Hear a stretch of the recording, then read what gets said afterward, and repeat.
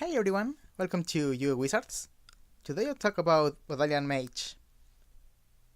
Vodalian Mage is a 1/1 Merfolk wizard. It costs 2 generic and 1 blue mana. It has the ability pay 1 blue mana and tap, counter target spell, unless its controller pays 1. Vodalian Mage has only been printed in Fallen Empires as a common. Unlike all commons from that set, it has multiple arts. Vodalian Mage has 3. The first one was made by Susan Van Camp, and it shows a man underwater, with a fish in the background. He doesn't really look like a magic merfolk. He does have webbed hands though. The second art was made by Mark Poole, and it shows a merfolk half submerged, casting some kind of spell. His design is very interesting, and looks a lot less human than the first one. And the last art was made by Quinton Hoover. I really like this one. This one shows a merfolk swimming underwater with some kind of orb or bubble in their hand. Each one of these has a different flavor text too. Vodalian Mage's effect is just like Force Spike, a card from Legends released just 4 months after Fallen Empires. Vodalian Mage also has a few cards with similar mana costs and effect.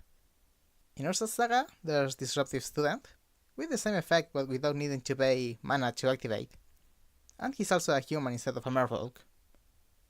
Then there's Disruptive Pit Mage in Onslaught, just like Disruptive Student, but with an additional morph ability.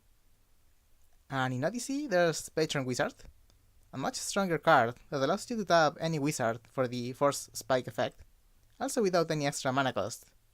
And he's a 2/2 instead of a 1/1. He does cost 3 blue though, so he's harder to cast. Vodalian Mage is a really cool card, as he allows you to repeatedly cast Force Spike every turn, forcing your opponents to play off-curve if they don't want to get countered. He also makes it a lot harder for your opponents to cast multiple cards on the same turn. However, just like our last 2 wizards, his stats are really low for his mana cost. Force Spike also loses most of its appeal if your opponent knows you have it, especially after the first few turns of the game. This also forces you to play off-curve if you want to keep the threat active, as you need to leave 1 mana open to activate its ability.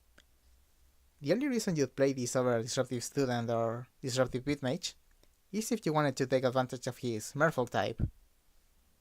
Merfolk have a lot of tribal synergy cards, but most of them are either aggro-oriented or just protection. The most interesting Merfolk cards to use with Vodalian Mage are things like Umena or Drowner of Secrets, giving Vodalian Mage a use even if you end up not tapping him for his effect. Merrow Commerce also allows you to both attack and leave him open for his effect. Attacking with Vodalian Mage isn't very exciting though. There's also a few cards with cool synergy with counterspells, like Baral, allowing you to loot every time you counter a spell, or Guile, who lets you play spells you counter. Other than that, anything that allows you to repeatedly untap creatures can be pretty cool with Vodalian Mage. Though, because of the extra cost of its ability, all these cards could be a lot better with Disruptive Pit Mage or Patron Wizard. I've already mentioned Freed from the Real and Timing's Aura in my previous 2 videos, but they work great with Vodalian Mage too, giving you a lot of control over what your opponents cast, if you have enough mana. There's no real game-winning combos with this card, but with these enchantments and a lot of mana, you can achieve a pretty good luck. Vodalian Mage is a neat creature with a pretty cool effect, even if turn 3 is a little too late for this to be awesome. It's also strictly inferior to other cards, and the decks that could take advantage of what distinguishes it from them doesn't really want this kind of effect. You can still play it if you want this effect multiple times though, but I don't think it's worth it.